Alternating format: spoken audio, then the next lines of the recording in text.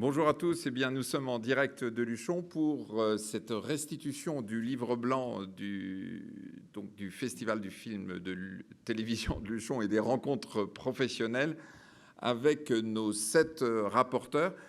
Et à cette occasion, vous seront délivrées des propositions souhaitées, rêvées, revendiquées par des responsables d'organisations professionnelles qui vont délivrer toutes leurs aspirations à transmettre à nos gouvernants, nos futurs gouvernants, les élus actuels ou les futurs élus. Et c'est une formidable opération. C'est le 4e chapitre du livre blanc de l'Union francophone que nous ouvrons aujourd'hui. Et je suis heureux d'associer le Festival de télévision de Luchon et l'Union francophone à Écran Total. Bonjour, nous aussi, je suis le président d'Écran Total. On est ravis d'être associés à cette opération et aux rencontres professionnelles. Nous allons suivre évidemment l'évolution de très près et nous publierons avec l'Union francophone les conclusions de ce livre blanc vraisemblablement à la mi-mars. Et tout au long de l'année, nous continuerons de suivre l'évolution des différents thèmes qui vous seront exposés aujourd'hui. Voilà. Eh bien, pour démarrer, je vais appeler Alex Jaffray, qu'on ne présente plus, mais toutefois il est producteur, compositeur, et qui est le rapporteur du livre blanc au titre de la musique à l'image. Alex Jaffray. Merci Christian. Merci Christian, bonjour à toutes et à tous. Majoritairement des gens de ma famille dans la salle, ça me réjouit. Le collège qui s'est réuni pour essayer de poser des bases de ce livre blanc sont des camarades extrêmement pertinents pour ce métier. Cathy Bory, qui est déléguée générale de l'UCMF, Joshua Darche, qui est compositeur et président aussi de la commission de l'audiovisuel de la SACEM et vice-président du SNAC et administrateur de l'UCMF. Je donne leur qualité parce que vous allez voir que ça a un sens dans les points qu'on va développer ensuite. Jean-François Tiffiou, qui est secrétaire général de l'UCMF et membre conseil professionnel du CNM, commissaire formation également à la SACEM, et Bernard Grimaldi, qui est vice-président de l'UCMF, et moi-même. Nous avons mis en lumière quelques points cruciaux dans la compréhension du métier de compositeur, parce que quand on dit compositeur de musique de film, évidemment, on a toujours des noms brillants qui nous viennent en tête, Morricone, Legrand, John Williams. Mais en fait, quel est le vrai métier et quelle est la vraie fonction d'une musique de film? Je le dis assez souvent, mais on a tendance à l'oublier. La musique de film montre l'invisible. Ça veut dire que la musique de film est un rouage essentiel à la compréhension et à la transmission de l'émotion au même titre qu'un très bon scénario, parce que je vous le rappelle, un compositeur est un des 3 auteurs d'un film. Vous avez le scénariste, le réalisateur et le compositeur. Dans les problématiques qu'on a pu rencontrer, traverser et qu'on va rapporter ici, il y a 2 types de problématiques. Il y a celles qui sont récurrentes, qu'on connaît depuis toujours, c'est-à-dire cette incompréhension, et puis parfois, vous avez des problématiques qui sont des problématiques beaucoup plus récentes, liées par exemple aux plateformes. Parce que qui dit plateforme dit droit, dit souvent incompréhension. On s'est rendu compte aussi qu'il y avait un travail très important pédagogique à faire des 2 côtés, c'est-à-dire aussi bien pour les compositeurs que pour les producteurs et les diffuseurs, parce qu'il y a toujours sur cette nature de droit d'auteur une grande incompréhension. Ce que je vais vous énumérer là, les 6 points, sont évidemment à ajouter à ce que vous pouvez trouver sur le site du SNAC, qui est Code et usage des bonnes pratiques de l'édition des musiques de film, qui est un document extrêmement bien fait et beaucoup plus détaillé que ce que je vais vous lire là, puisque ce ne sont que 6 points que je vais essayer de détailler sommairement, puisque je n'ai que 45 minutes. Non, on m'a dit 10 minutes, c'était une blague. Bien, petit 1, merci, quelqu'un rit dans la salle, ça me fait tellement plaisir. Petit 1, comment gérer le buy-out? Alors, pour ceux qui ne savent pas ce que c'est le buy-out, c'est l'achat des droits, l'achat d'une musique complètement sans gestion de droits, etc. La problématique est l'échange et l'approche pédagogique avec les producteurs et les compositeurs, parce que les compositeurs, des jeunes compositeurs en devenir, pensent que le buy-out est une solution, sauf que finalement, à long terme, pour se créer un catalogue éditorial, ce n'est pas une solution. Et parfois, les éditeurs se disent « oui, on va acheter cette musique, mais en fait, on ne peut pas faire vivre cette musique dans un second temps ». Enfin, il y a une vraie problématique autour du buy-out. Je ne suis pas en train de diaboliser le buy-out, mais je pense qu'il faut vraiment comprendre les rouages. Deuxièmement, un enjeu à terme pour les compositeurs et les organismes de gestion collective, qu'on appellera OGC ici, avec cet acronyme vilain, de la musique gratuite. La musique gratuite, c'est-à-dire que vous entendez souvent, il y a 3 types de musique. Vous avez la musique originale que vous fabriquez, vous avez la musique dite de librairie, qu'on appelle aussi vulgairement musique de stock, et vous avez la musique gratuite. C'est-à-dire que la musique de stock, contrairement à la musique gratuite, la musique de stock, quand vous la diffusez, ça génère des droits. La musique dite gratuite, je prends des sites comme Epidemic ou Jamendo, il y en a d'autres. À nouveau, je ne les diabolise pas, mais c'est une musique que vous achetez, qui ne génère aucun droit. Donc, souvent, c'est une sorte de phare comme ça qui brille dans la nuit pour des jeunes compositeurs en se disant je vais être payé une somme généralement assez modique, mais derrière, ça ne crée pas un catalogue et ça ne permet pas de faire vivre ces compositeurs à long ou moyen terme. Troisièmement, nous aimerions avoir plus de transparence des plateformes SVOD, dont on n'a pas besoin de citer le nom ici, plateformes de streaming, sur les diffusions et les rémunérations des œuvres. Parce que, à nouveau, voilà, vous faites une série sur Netflix, prenons Lupin par hasard, avec mon camarade Mathieu Lambolet, on ne sait pas, avant la diffusion, et même longtemps après, puisque ça met au moins une année à arriver, quelles seront la nature des droits. Est-ce que ce sera les droits uniquement dans le pays de diffusion et dans le pays de création, ou est-ce que c'est mondial? Voilà, et généralement, les premiers chiffres ne sont pas de très bonnes nouvelles.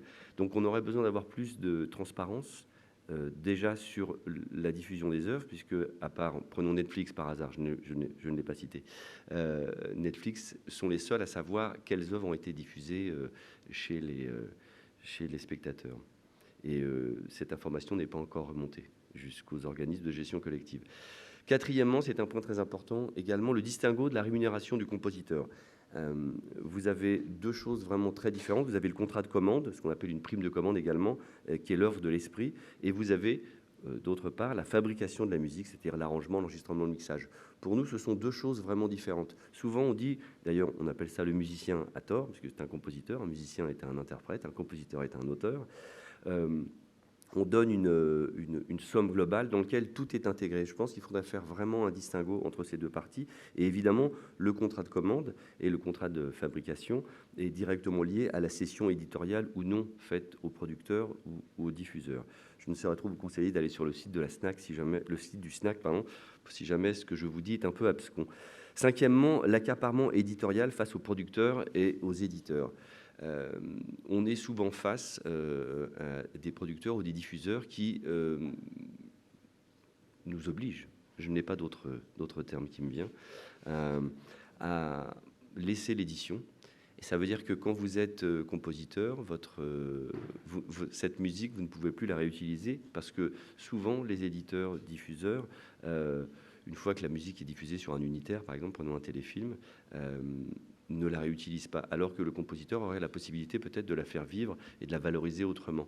Donc je pense qu'il faut essayer de mettre en place à minima une coédition et si possible une liberté, en tout cas un choix là-dessus. Et sixièmement, c'était le début de cette prise de parole, la reconnaissance de la place du compositeur comme 3e auteur.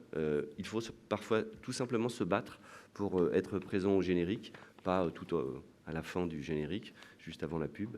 Je pense que c'est important de ne pas oublier que le compositeur est le 3e auteur. Merci beaucoup pour votre attention. Merci. Merci. Eh bien, désormais, j'ai le plaisir et l'honneur d'appeler un Breton, qui est aussi co-président d'EdTech France, Yannick Raffenel, et qui va évidemment évoquer les propositions liées à l'éducation et l'image. Yannick Raffenel.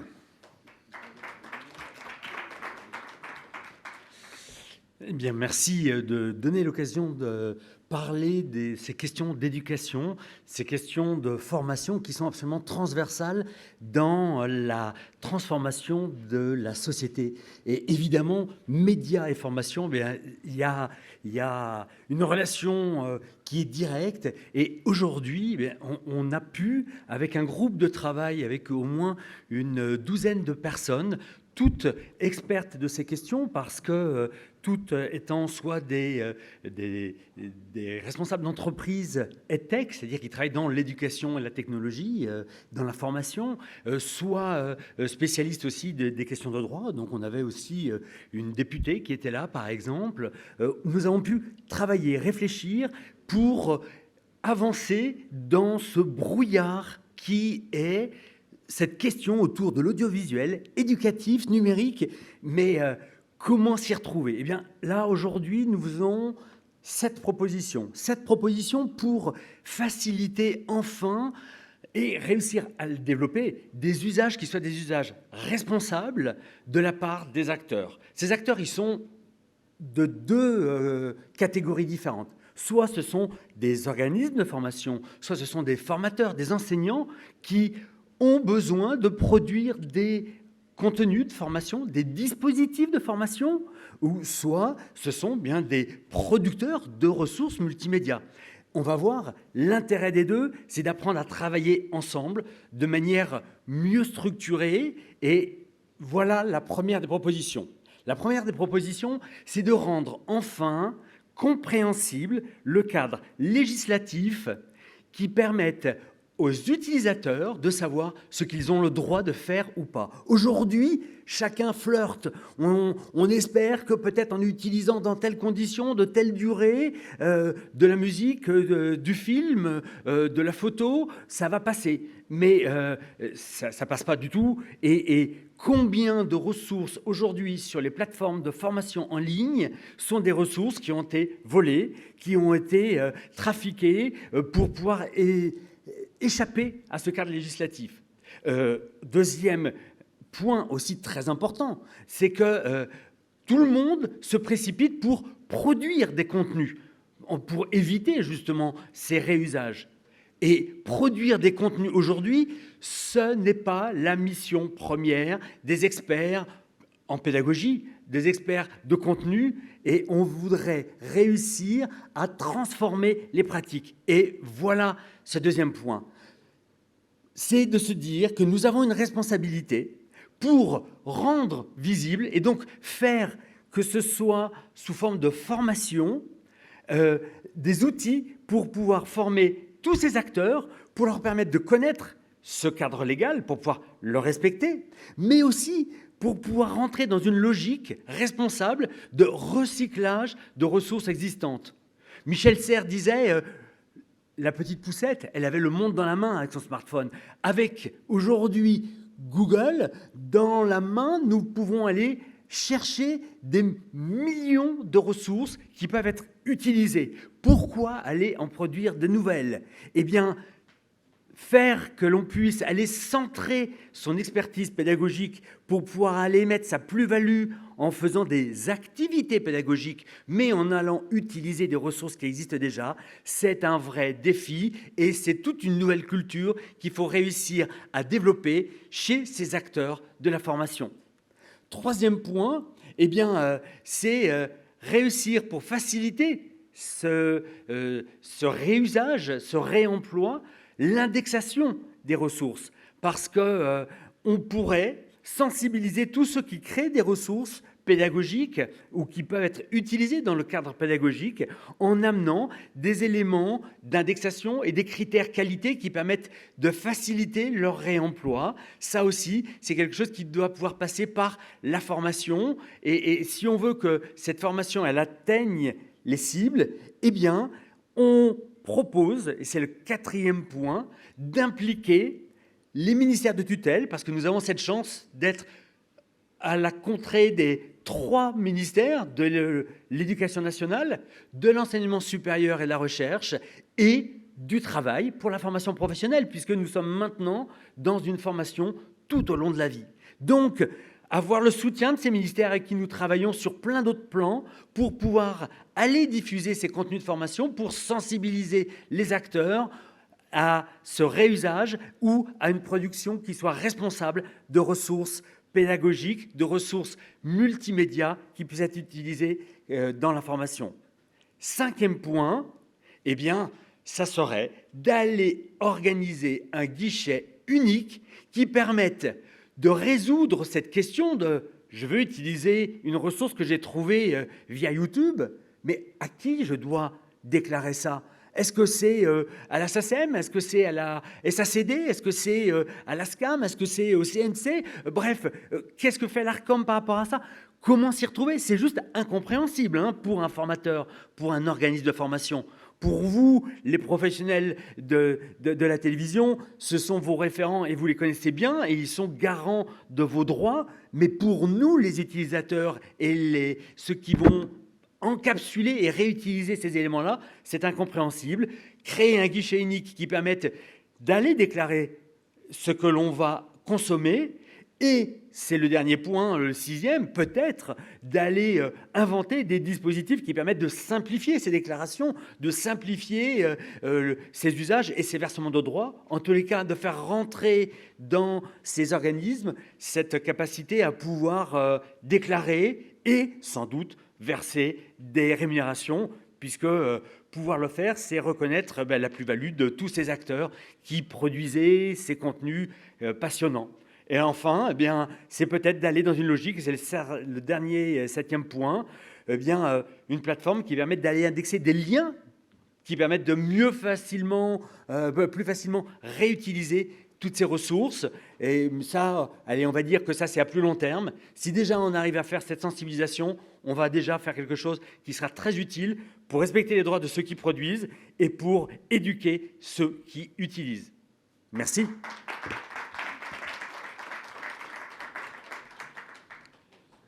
Merci Yannick Raffnel. Eh bien, maintenant, je vais appeler Mathieu Delahousse, co-dirigeant de la société Sequoia et qui est fondateur du Media Club Green, qui va nous parler d'audiovisuel et d'environnement. Mathieu Delahousse. Calmez-vous. Bonjour, merci à tous et merci à toutes. Je suis désolé, je vais lire un petit peu. On s'est dit beaucoup de choses hier, il y a eu beaucoup d'idées qui ont été échangées, donc je vais avoir un petit peu de difficulté à... Ah, je me rapproche du micro, excusez-moi. Hop là, un petit peu de difficulté à faire tout ça de tête. Je voulais tout d'abord remercier le Media Club Green. Alors pour être un petit peu plus précis, je ne suis pas cofondateur du Media Club Green. Je suis membre du bureau du Media Club Green, qui est une association de professionnels qui pour l'accélération de la transition environnementale dans le secteur des industries culturelles et créatives. Et j'ai cofondé avec Charles Gachet-Diozède, mon associé, mon partenaire qui m'accompagne là-bas, la société Sequoia, qui accompagne justement les sociétés de production notamment, mais l'ensemble du secteur plus largement, dans l'application des mesures spécifiques à mettre en place pour justement rendre concrète cette transition environnementale au sein des productions. Je voulais remercier aussi les participants du groupe de travail. Donc, je ne vais pas, vu le temps imparti, citer tout le monde, les experts, ingénieurs, journalistes, productrices, scénaristes, français, anglais, mexicains. On a eu un gros travail d'intelligence collective internationale qui s'est fait hier. C'était extrêmement intéressant de voir ce qui existait à l'étranger, de voir ce qui pouvait influencer l'étranger, mais ce dont on pouvait s'influencer aussi. Donc, c'était extrêmement important de pouvoir profiter de tout ça. Notamment ce constat qu'en effet, la culture n'est pas une industrie lourde, nous en sommes conscients. Cependant, le symbole qu'elle représente et le message qu'elle porte la rend essentielle dans la démarche globale de transition environnementale. Donc il s'agit bien ici d'un ensemble de raisons pour lesquelles notre secteur se doit d'engager très activement cette transition environnementale, non pas juste pour son impact, mais aussi pour le message beaucoup plus large qu'il peut passer. Les défis socio-climatiques auxquels nous sommes confrontés, ils sont sans appel, vous le savez. Donc sans tomber dans le catastrophisme, il est nécessaire de comprendre ces problématiques globales et comprendre qu'elles ont un effet direct sur notre secteur. On doit se transformer pour pouvoir durer. Nos planètes, nos cultures. L'ensemble du secteur est aujourd'hui majoritairement convaincu de la nécessité de cette transformation, mais en même temps, aujourd'hui, on doit faire face à une réalité, c'est que comment on fait maintenant, une fois qu'on est convaincu, une fois qu'on sait qu'on doit changer, quels sont les leviers, qui doit faire quoi dans l'ensemble de la chaîne de fabrication, dans l'ensemble des chaînes de production au sens large des projets, des broadcasters jusqu'au plateau de tournage, quel est le rôle de chacun dans cette démarche de transition et comment la mettre en place. C'est dans cette dynamique qu'on a travaillé à l'élaboration du livre blanc, qui a pour vocation de poser les bases d'une transition de notre secteur. Nous l'avons pensé comme des leviers d'action positifs, inclusifs et incitatifs. Et comme l'écrivait André Gide en 1911, l'art naît de contraintes, vit de lutte et meurt de liberté. Nous sommes donc réunis et nous avons essayé de transformer ce que nous avons considéré comme 7 péchés capitaux qui deviennent ainsi 7 piliers capitaux de la transformation. Je dois prendre une petite zappette. Hop, voilà. Le premier point, c'est la sensibilisation de l'ensemble des acteurs du secteur. Il s'agit ici de relier les enjeux socio-climatiques aux différents défis que rencontre le secteur, en incluant toutes les parties prenantes, en éveillant les consciences et en rendant cela accessible. L'idée est de responsabiliser chacun à hauteur de ces enjeux. Il s'agit d'être équitable et pas forcément égalitaire. Chacun fait ce qu'il peut, comme il le peut, à hauteur de ses possibilités. Et enfin, d'engager officiellement l'ensemble des parties prenantes en essayant de profiter de l'effet d'entraînement via les acteurs majoritaires et les plus importants de la filière. Ensuite, les nouvelles responsabilités, ce sont aussi les nouveaux récits. Il faut faire émerger de nouveaux récits, de nouvelles valeurs en adéquation avec les enjeux actuels. Il faut optimiser l'intégration des enjeux RSE dans les récits, l'inclusion, la diversité et la transition environnementale, parce que tous ces enjeux se rejoignent et tous ces enjeux parlent d'une transition globale, d'un changement de pratique, d'un changement d'habitude. Il faut intégrer ça dans des récits à impact, des récits ciblés qui parlent de ça concrètement, mais aussi l'intégrer en sous-texte dans les films, dans les histoires, et que ça devienne des habitudes pour l'ensemble du secteur. Responsabiliser les chaînes de création, en effet, les réalisateurs, les scénaristes, les broadcasters, les plateformes, dans l'intégration de ces enjeux et dans le rôle qu'ils ont à jouer par le changement des mentalités via ces nouveaux récits. Ensuite, il faut former les parties prenantes. Une fois que les consciences ont été éveillées, une fois que tout le monde est conscient de la nécessité d'agir, il faut pouvoir leur donner les moyens d'agir et la façon dont ça se passe. Donc en effet, la formation des nouvelles générations par les circuits éducatifs, les écoles, que ce soit les écoles d'excellence, mais les écoles au sens large d'audiovisuel, doivent et devront toutes pouvoir intégrer des formations spécifiques dédiées à la transition environnementale et à ces changements d'habitude, mais aussi former les professionnels, tous ceux qui actuellement travaillent à tous les postes différents, pour justement leur permettre de comprendre les enjeux et de savoir comment les intégrer dans ces dynamiques. Agir et entrer en action concrètement. Donc il faut pouvoir mesurer, certifier, définir. Je vais essayer d'aller un petit peu plus vite pour laisser la place à tout le monde, excusez-moi. Et donc il faut qu'on puisse mettre en place des analyses, il faut qu'on puisse mesurer ce que chacun va faire et qu'on puisse ensuite comparer via des outils qui permettraient à tout le monde d'être sur une grille égalitaire et de pouvoir avoir des résultats cohérents. Il faut pouvoir tirer des conclusions et co-construire, donc en effet récupérer ces résultats et à partir de ces résultats pouvoir avancer et petit à petit aller de plus en plus loin dans les démarches que nous mettons ensemble. Seul on va vite, mais ensemble on va loin et il faut pouvoir pivoter et s'adapter. On est dans une démarche de transition, une démarche de changement qui va changer en effet régulièrement au regard des réalités qu'on pourra constater. Il faut pouvoir valoriser ces démarches, c'est un point essentiel. Si on veut que ça soit engageant et si on veut que les gens y adhèrent de plus en plus, il faut pouvoir mettre en lumière les initiatives positives, montrer l'exemple et définir un new normal. Pour valoriser ces démarches, l'idée, ça serait de pouvoir s'appuyer sur les institutions d'un côté, mais aussi sur les festivals, faire en sorte qu'ils deviennent naturels et normaux dans les festivals, d'avoir des récompenses dédiées, au même titre que la palme du meilleur acteur ou la récompense du meilleur réalisateur, que les engagements, les messages ou les modes de fabrication qui sont vertueux puissent être récompensés et mis en avant. Et enfin, rendre durable la transformation. Une fois le secteur structuré, il faut affirmer un nouveau statu quo responsable et pérenne. Il faut pouvoir conditionner les aides dans un premier temps, pousser les structures qui financent, que ce soit des aides institutionnelles ou des financements. Il faut pouvoir adapter définitivement des grilles de lecture communes. Et enfin, il faut pouvoir peut-être dans un second temps limiter ou contraindre quand il s'agira de changer réellement de vitesse. Et parce que la forme est contraignante, l'idée jaillit plus intense, comme le disait Baudelaire, nous avons décidé d'envisager la mise en place d'états généraux de l'audiovisuel responsable qui pourraient se réunir de façon biannuelle, de façon à suivre ces résultats, à suivre les avancées et à pouvoir adapter et modifier les recommandations au fur et à mesure, de façon à ce que tout ça ne reste pas lettre blanche, mais devienne des réactions concrètes, mesurables et réalistes, dont on pourra se valoriser l'année prochaine à la prochaine édition du Festival de Luchon. Christian, je te repasse la parole.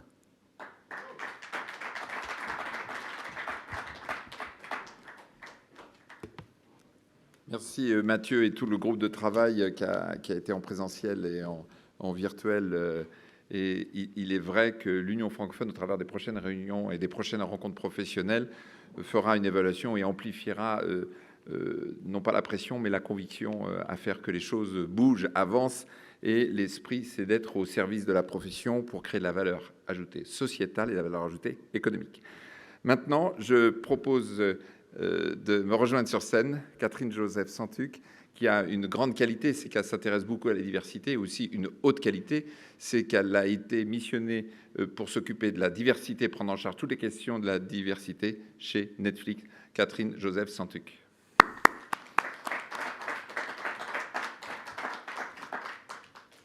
Bonjour à tous, merci en tout cas à tout le monde d'être là. Et surtout aux personnes qui ont été avec moi dans cet atelier genre et diversité. Maïna Sage, qui est députée pour la Polynésie française à l'Assemblée nationale. Stéphane Gaillard, qui est directeur de casting. Sylvie Jangoul, qui est directrice exécutive du pôle Outre-mer France Télévisions. France Zobda, productrice. Harold Valentin, producteur et aussi membre du collectif 50-50. Betty Sulty-Johnson, qui est directrice de distribution des contenus chez Trace, Colline Serrault, réalisatrice, et Sophie Deloche, qui est productrice. Alors, nous avons fait le constat en fonction de tout ce qui s'est passé depuis 10 ans, on va dire. Nous avons pris en compte aussi la dernière étude du collectif 50-50, Synégalité, et qui nous a amené, même si on en était déjà tous convaincus, qui nous a amené à des propositions factuelles et vraiment proactives. Parce que nous sommes conscients qu'aujourd'hui, ça bouge, mais pas assez rapidement, et de façon très stigmatisante. Alors, le constat est que nous sommes en retard sur la société, car il y a des habitudes de fonctionnement dans les chaînes de télé, dans la façon d'agir, on sait que les chaînes de télé ne sont pas assez diverses dans leurs équipes, et aussi donc dans la confrontation des points de vue pour produire des récits suffisamment différents. Je vais vous donner quelques exemples de stigmates des rôles de la diversité. Voilà. Beaucoup de personnages d'enfants, par exemple, perçus comme non blancs, à l'écran, ils n'ont pas de père. Les pères, quand ils existent, donc les pères perçus comme noirs ou arabes, ce sont des pères qui ne s'occupent pas de leurs enfants. À 88% pour un père perçu comme arabe, à 28% pour un père perçu comme asiatique, et à 76% pour un père perçu comme noir. On a tendance à confier des rôles à des personnes issues de la diversité sur des stéréotypes de la diversité. Pour les personnages perçus comme musulmans, par exemple, ils sont plus violents que les autres personnages. L'effet de loupe de l'actualité, du JT, crée des récits orientés, souvent associés à de la violence et des problèmes de banlieue. C'est un sujet qui reste très présent. 28% des personnages musulmans sont montrés dans des rôles de criminels, et donc ils ont une double chance de mourir pendant le film. Très peu de femmes, entre 50 et 70 ans, pour des rôles, de femmes, dans toute leur globalité. On leur propose souvent que des rôles de grand-mère. Il y a quelque chose de très intéressant, c'est que la parité existe pour les femmes entre 20 et 30 ans. Et après, ça disparaît. Le handicap, on est toujours à 0,7%, et je ne parle pas des trans. Alors oui, on se dit qu'il y a quelque chose qui ne va pas. Et je parle aussi des territoires qui sont absents. Par exemple, dans l'étude de Synégalité du collectif 50-50, aucun territoire des Outre-mer dans les 100 films financés en 2019. Voilà. Donc nos propositions sont des propositions, comme j'ai dit, qui sont proactives, parce que je pense que si on veut avancer, et nous pensons tous avec les membres de l'atelier, il faut inciter à avoir la diversité dans les équipes de décideurs au cœur des entreprises. Ça, c'est une clé fondamentale pour changer les choses. Pourquoi ? Parce que, déjà, pour partager les points de vue et pour avoir une autre vision du monde. Parce que si il n'y a pas de différence de personnes dans les équipes de dirigeants, forcément, on aura une seule vision du monde. Et c'est une vision un peu unique. Il faut savoir que dans toutes les chaînes de télévision, toutes confondues aujourd'hui, les chaînes françaises, il n'y a personne issu des diversités françaises qui se retrouve à des postes de décideurs. Aujourd'hui, quand les plateformes viennent en France pour créer leur antenne française, ils vont chercher où ? Forcément, ne connaissant pas la culture française, ils vont chercher chez les décideurs ou chez des gens qui sont visibles.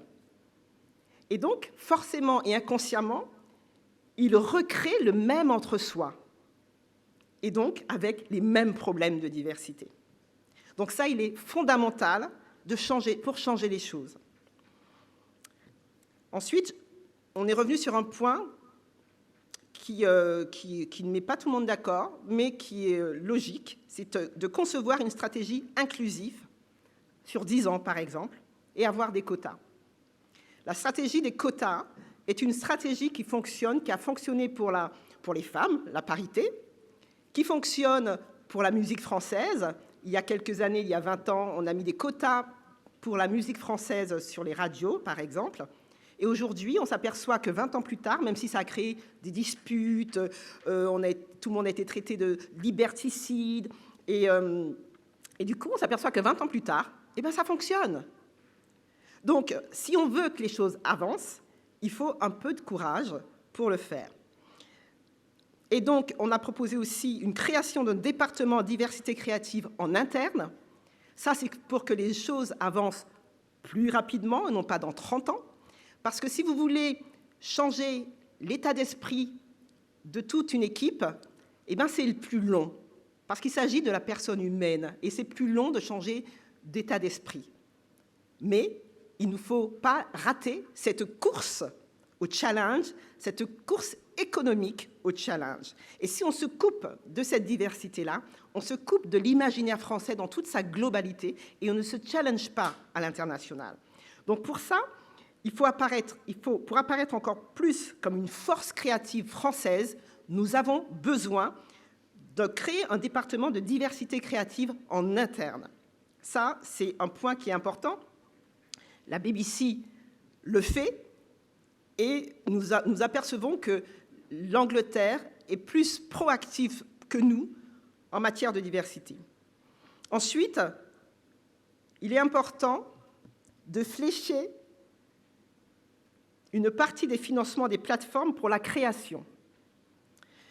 Nous savons qu'aujourd'hui, avec les nouvelles directives SMA, les plateformes vont être amenées à reverser 20% de leur chiffre d'affaires, c'est-à-dire à peu près entre 250 à 300 millions d'euros dans la création française. Il est important aussi de flécher justement ces financements vers des œuvres de la diversité. Alors, il faudra trouver un autre moyen que le Fonds Image de la diversité au CNC. Il existe d'autres moyens. Peut-être que les chaînes de télé ou les plateformes peuvent créer en interne des fonds qui donneront à des projets ambitieux sur les œuvres de la diversité, parce que les histoires ne sont pas racontées et ne demandent qu'à être racontées. Voilà. Ensuite, et pour finir, non pas pour finir, le 5e point, l'apprentissage sur l'inclusion et la diversité pour toutes les équipes internes, dans les chaînes de télévision et sur les plateformes. C'est important parce que nous avons tous notre vision du monde. Et la vision du voisin n'est pas la même que la nôtre. Et pour ça, il faut apprendre à travailler avec les différences. Et pour ça aussi, il faut se dire, qu'est-ce que pour chacun d'entre nous, qu'est-ce que l'inclusion et la diversité? Ce que ça représente pour nous, la diversité et l'inclusion. L'inclusion et la diversité ne sont pas dissociables. La diversité est un fait, l'inclusion est une action. Et si on n'a aucune connaissance de ce que ça représente pour nous, c'est difficile d'avancer. Donc, changement de façon d'être. Ce sont des valeurs humaines, tout simplement.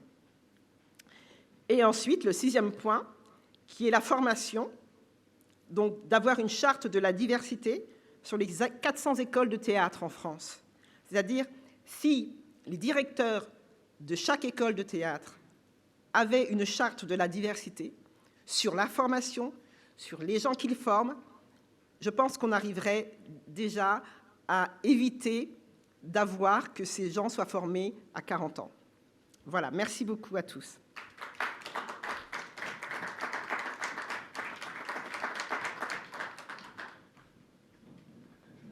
Bravo de ce plaidoyer formidable, extraordinairement inspirant et qui donne la volonté d'aller de l'avant. Merci Catherine Joseph Santuc, merci beaucoup.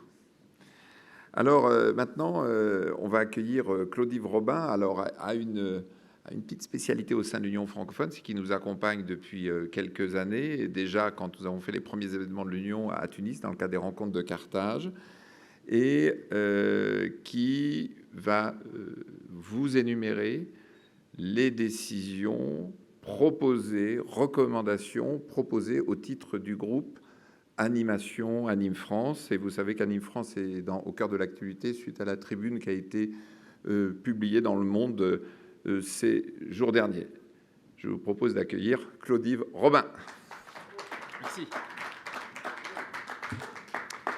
Bien, merci pour votre accueil.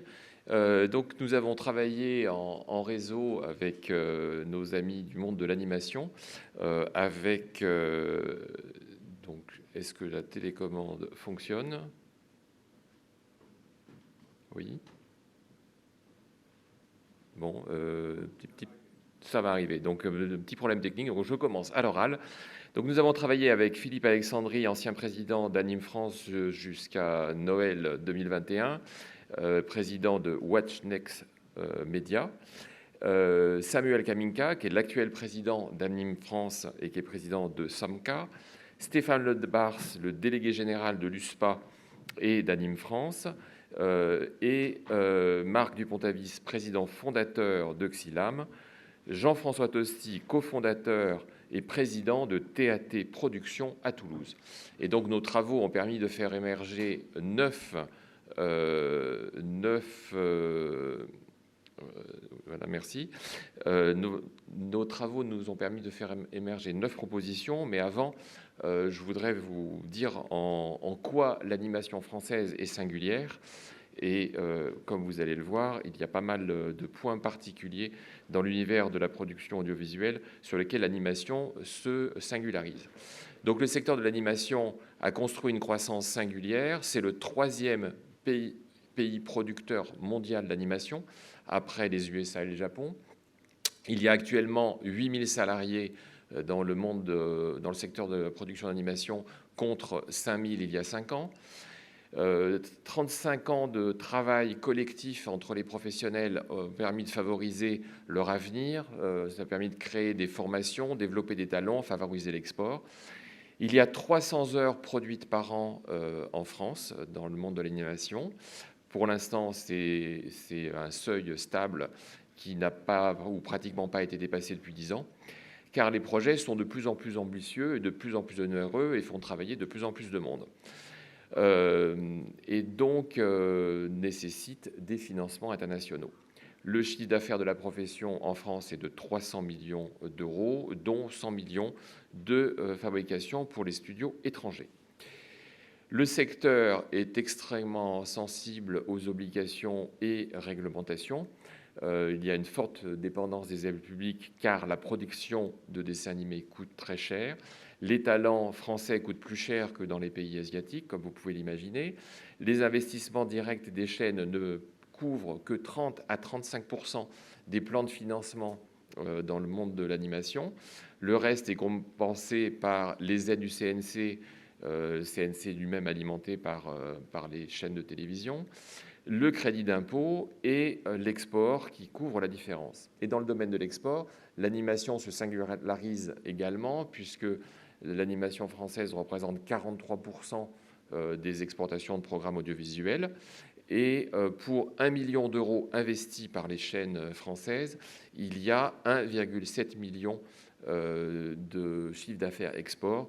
Donc l'effet démultiplicateur est particulièrement bénéfique. Donc cette année, le gouvernement a joué son rôle de défense du secteur en mettant à jour la réglementation sur les productions dépendantes, c'est-à-dire que soit une chaîne prend 72 mois non exclusifs, soit 36 mois exclusifs de droit. Et donc, au-delà de ces seuils, ça devient des productions dépendantes. Et puis, bien, globalement, il y a eu un certain nombre de mesures qui ont permis de construire ce secteur depuis le début du millénaire, puisque le CNC a fait sa réforme en 2004 qui a permis une réforme du compte social qui est favorable à l'animation. En 2012, le crédit d'impôt international a permis de faire venir un certain nombre de studios en France qui ont considérablement investi, notamment Illumination qui a créé 700 emplois pour donc, la filiale d'Universal qui produit notamment Les Mignons, ou 300 à 400 emplois chez Fortiche qui produit Arcane.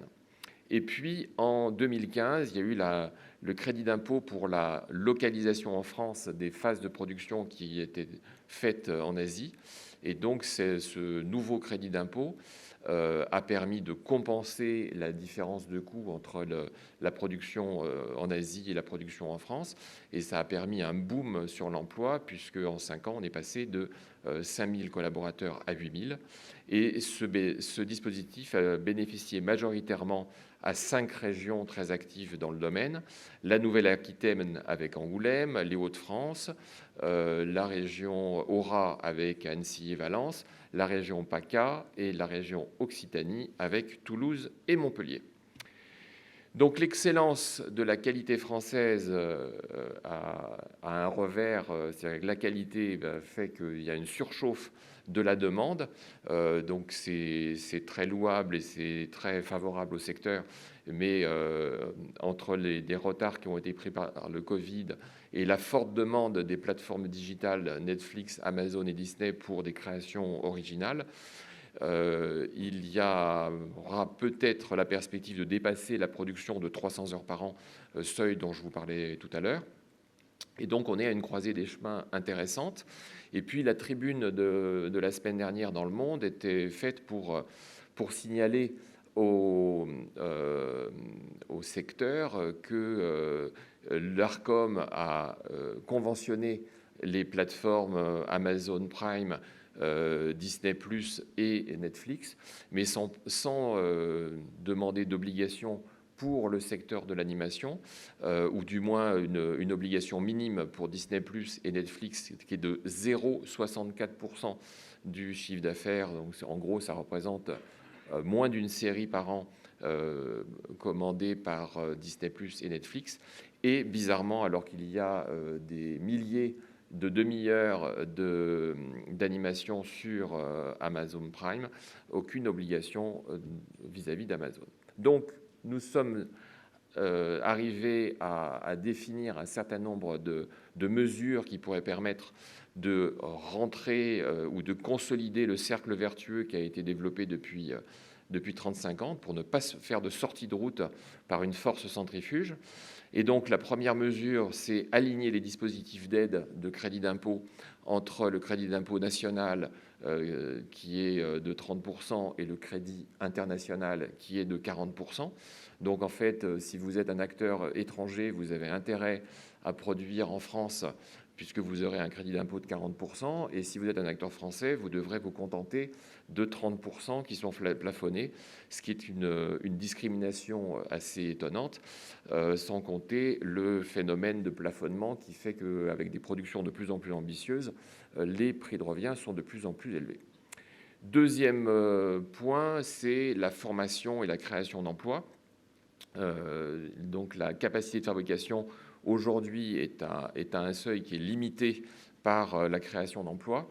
Le marché de l'emploi est saturé. Les acteurs internationaux viennent chercher les talents français puisqu'il y a un vrai réseau de formation de qualité.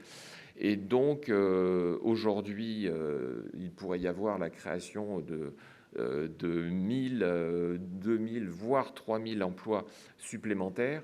Ils seraient absorbés par le marché.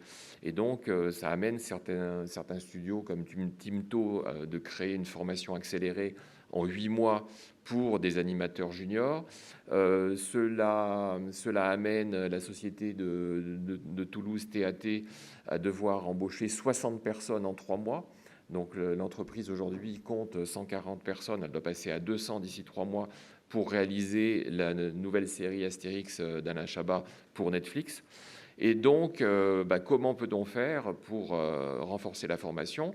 Les formations sont excellentes, donc il faut réussir à continuer à étoffer les formations existantes qui permettent une vraie différenciation. Mais peut-être aussi faut-il pouvoir prendre plus d'étudiants puisqu'il y a une vraie appétence de la part des étudiants. Et puis, comme on ne peut pas tout faire, il faut peut-être se focaliser sur ce sur quoi les Français sont les meilleurs, c'est-à-dire l'écriture, le storyboard, le design, le layout, qui sont des fonctions à valeur ajoutée.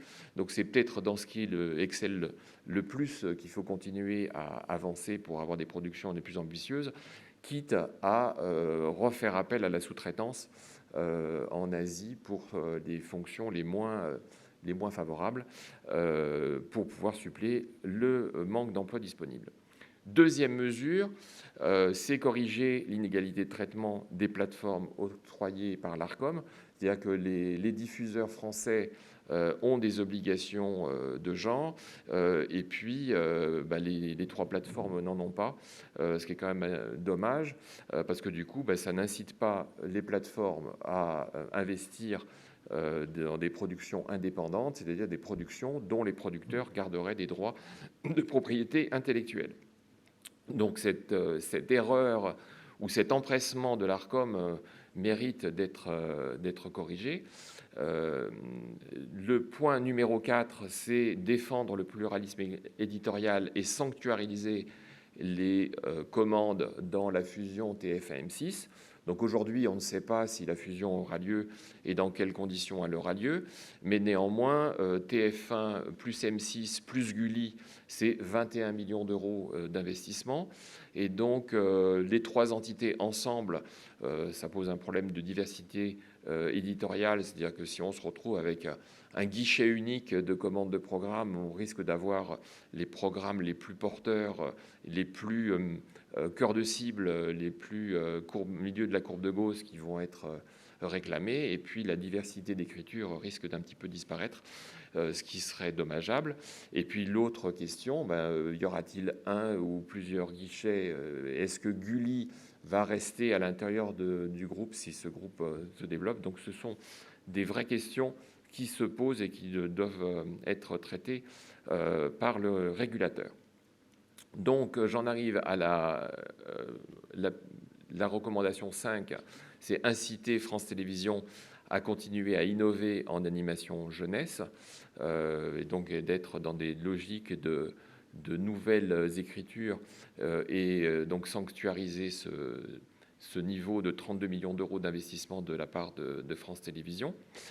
La mesure 6, c'est inciter France Télévisions et ART à créer et à innover dans des contenus d'animation pour adultes, parce qu'aujourd'hui, c'est un secteur qui explose aux États-Unis. Et donc, si on ne s'y prépare pas et s'il n'y a pas des premières expériences, le retour d'expérience sera plus long. Et puis, c'est aussi un moyen de se préparer au métaverse.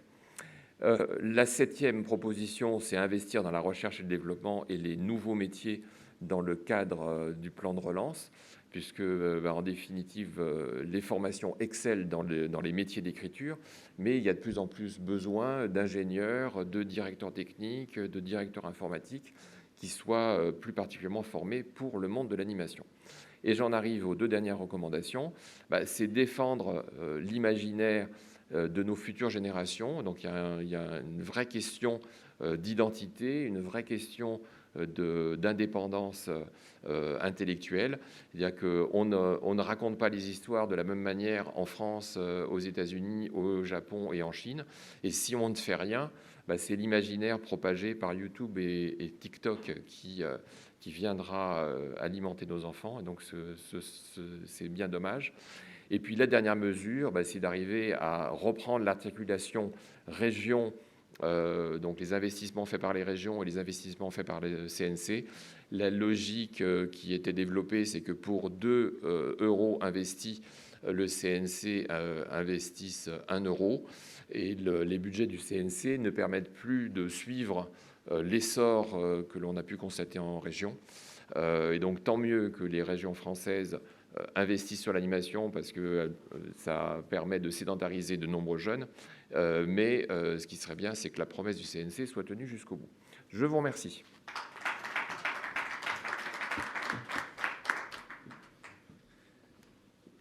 Bien, je suis alors des propositions très riches. La pression va être forte à Paris, je pense. Les cloches de la montagne vont sonner dans la capitale.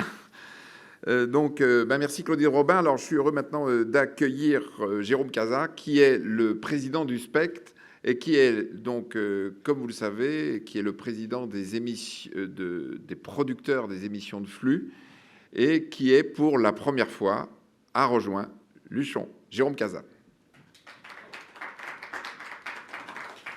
Bonjour à toutes et à tous. Alors Christian Cap, quand il m'a dit « Oui, il faut venir à Luchon, on va parler du flux », je me suis dit « Mais le flux à Luchon, c'est la révolution !» Alors la révolution, pour ça, j'ai réuni une bande de révolutionnaires, des punks, je vous le dis tout de suite, Laurent Robert Thibierge de chez Effervescence, Fiona Bélier de la Fabrique des Formats, Jean-Michel Salomon, auteur et dirigeant de La Sage, la maison des auteurs de jeux, Mo Bonani, qui est un créateur qui connaît très bien le marché international. Il a eu la chance et l'honneur et le privilège de travailler avec John de Mol chez Talpa et d'autres personnalités de grand talent comme Bouchra Rejani chez WeMake, Éric Brion de l'Access, donc un diffuseur parmi nous, avec toute son expérience, et Sébastien Meunier, qui est un invité de dernière minute, mais qui nous a apporté un regard intéressant sur les nouvelles écritures et comment se positionner dans cette période donc révolutionnaire, parce que c'est la révolution de l'audiovisuel. Alors, le flux d'abord, pour ceux qui ne connaissent pas, parce qu'on est à Luchon, c'est plutôt patrimonial. Le flux, c'est 1 milliard d'euros de chiffre d'affaires à peu près en France. Et c'est à peu près 55 000 emplois. Donc, on va dire, ça pèse un peu. Mais il y a un constat de départ qu'a fait cet atelier, c'est qu'il y a un anachronisme typiquement français avec la séparation entre les œuvres de stock et les programmes de flux. Les programmes de flux sont donc les magazines, les divertissements et les jeux.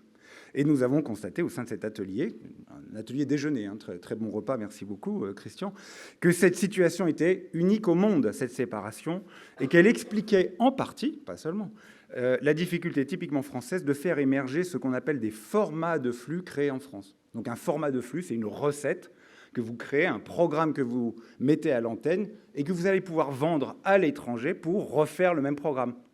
Si je vous dis Koh-Lanta, par exemple, c'est un format de flux qui n'a pas été créé en France, qui a été initié au départ en Suède, puis ensuite aux États-Unis, en Angleterre, et qui est ensuite adapté en France et qui marche très bien. C'est une très bonne recette. Donc, résultat, ces programmes ne sont pas considérés, nous estimons, à leur juste valeur créative, puisqu'on a été séparés, et elles n'entrent donc pas, ou qu'à des conditions minimales, dans le système si sophistiqué de régulation française qui favorise l'éclosion de programmes. Alors, une étude en cours de finalisation de la fabrique des formats que nous a livré en avant-première Fiona Bélier sur le bilan de 2021 souligne que seule une trentaine de nouveaux formats ont été lancés sur les chaînes de la TNT en 2021. 30 nouveaux formats seulement. Et que la moitié d'entre eux étaient des adaptations étrangères ou des spin-offs. Donc, en gros, sur les 30, il y a 15 nouveaux formats créés en France. Franchement, c'est une plaisanterie. Nous sommes extrêmement mauvais, ou quasiment ridicules. Quasiment, bref. Cette frilosité, et une des raisons, c'est la frilosité des éditeurs, qu'ils soient privés ou publics, pour des nouveaux formats, parce qu'ils n'ont pas été testés à l'étranger, donc on n'est pas bien sûr est-ce qu'ils vont marcher, pas marcher. C'est pas nouveau, ça fait des années que ça dure. La prise de risque nécessaire pour financer, même partiellement, des nouveaux concepts, des pilotes, reste bien trop timide et a pour conséquence de voir les talents et la propriété intellectuelle partir à l'étranger. Alors que le marché international des formats, estimé à plusieurs milliards de dollars, nous tend les bras, nous préférons enrichir les détenteurs de droits, principalement anglo-saxons.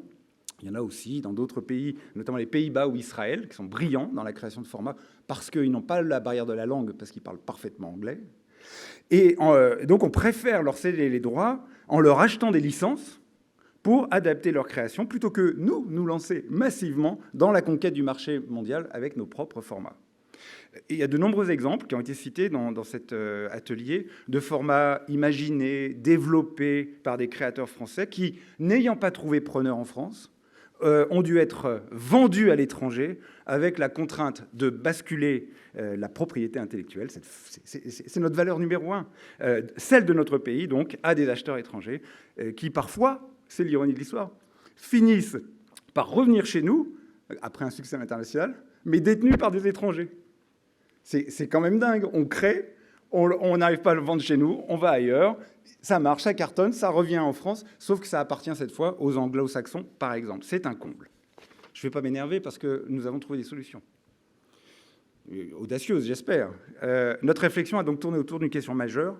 En fait, comment créer du PIB en France avec des formats de flux et participer au rééquilibrage de la balance commerciale extérieure des programmes audiovisuels. L'atelier a identifié des pistes pour faire évoluer les pratiques et inciter les éditeurs à faire preuve d'audace, mais aussi les producteurs et les distributeurs à investir dans la recherche et le développement. Alors, je vais appuyer sur le bon bouton vert. Tac. Nous devons d'abord reconnaître la dimension créative des formats. Il n'y a aucune mention dans l'article 112.2 du Code de la propriété intellectuelle qui date de 1994 de la création de jeux TV, de divertissement, de magazines ou même de notions de format audiovisuel. Ça date de 1994, ça n'existe pas.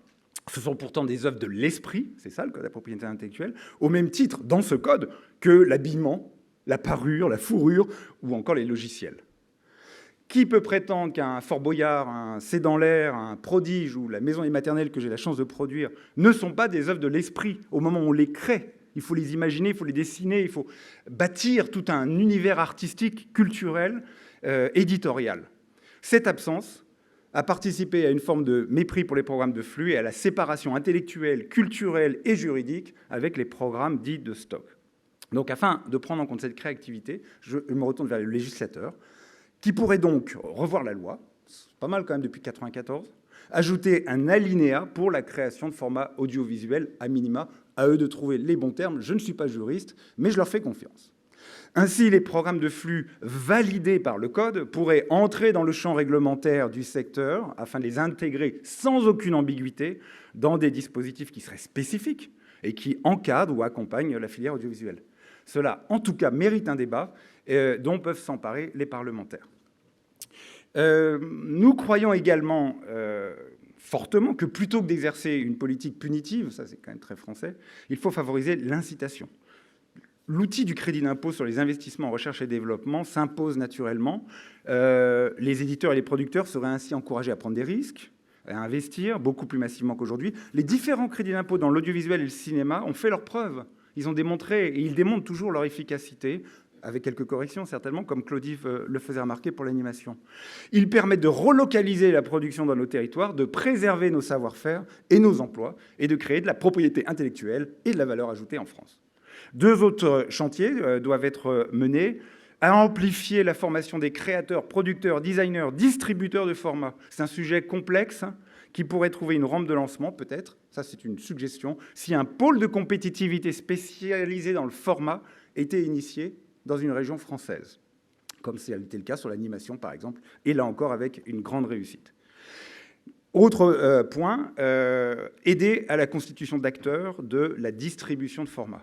En effet, là où les anglo-saxons, mais aussi des pays plus petits et inattendus, comme la Turquie, la Corée du Sud, Israël ou le Danemark, comptent de nombreuses sociétés de distribution spécialisées dans le format, la France, à l'exception de 2 ou 3 sociétés ou filiales de groupes, n'a pratiquement pas de spécialistes pour vendre les nouveaux formats. C'est cependant assez logique, parce que si vous avez peu de formats à vendre, vous ne montez pas une boîte spécialisée dans la distribution de formats. Alors Unifrance, ce bras armé de l'export du cinéma français qui vient de se regrouper avec celui des programmes de télévision, TV France International, ouais, donc je salue la présence ici même, Unifrance pourrait accompagner, encourager l'émergence de distributeurs indépendants spécialisés dans le format avec le soutien par exemple de la BPI, qui pourrait mettre en place un programme d'accélération ou alors dans le cadre d'un appel à projet, puisqu'il y en a de nombreux qui ont été lancés avec France Relance. D'ailleurs, j'y arrive, quel enchaînement merveilleux.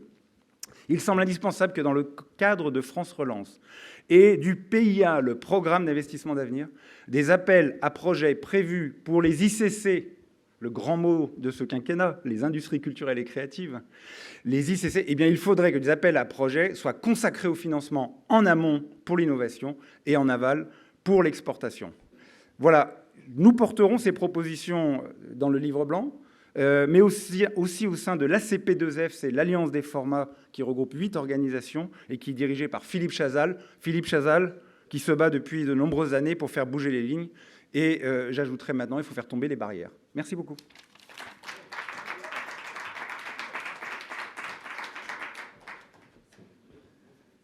Vraiment fabuleux, motivant, donnant de l'énergie pour aller de l'avant. Merci Jérôme pour ce plaidoyer fantastique de la création de valeur. Et là, on voit que le chantier est immense et c'est ça qui est bien, c'est qu'il y a un fort potentiel de croissance. Alors maintenant, je vais avoir le plaisir d'accueillir sur scène nos deux, on va dire, nos deux rapporteurs concluants.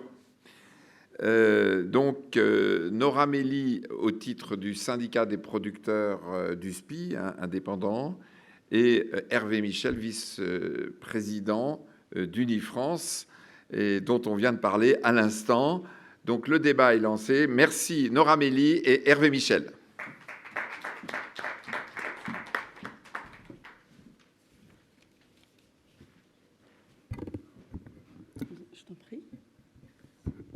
Voilà, donc nous allons, merci de nous donner la parole et nous allons, Hervé et moi, vous raconter ce que notre atelier, je suis pas bien là ?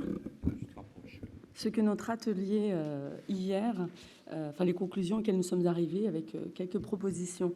Nous sommes partis en réalité d'un constat extrêmement simple, c'est 300 millions de francophones aujourd'hui et 800 millions demain. Donc, quelles opportunités et quelles stratégies pour l'audiovisuel francophone ?